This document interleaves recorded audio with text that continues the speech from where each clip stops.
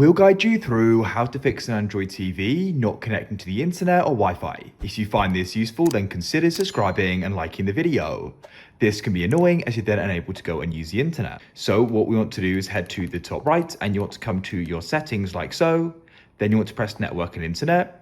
So you may not be able to go and connect to the network at all, or maybe you connect and the internet doesn't work. For the first fix, press the power button on the remote to turn the TV off. Come to the wall outlet and you want to go and switch it off and unplug it. Come onto the TV and you want to go and find the power button. In this case, it's on the back here for me, and you want to go and tap and hold it down for a minute. When that passes, you can release. Now plug it back in and turn it back on. Press the home button on your remote. Come back to your network and Wi-Fi and go and see if it will now go and connect. If you still can't, then you need to come down to device preferences and settings. Find the option for about at the top, go down and select date and time.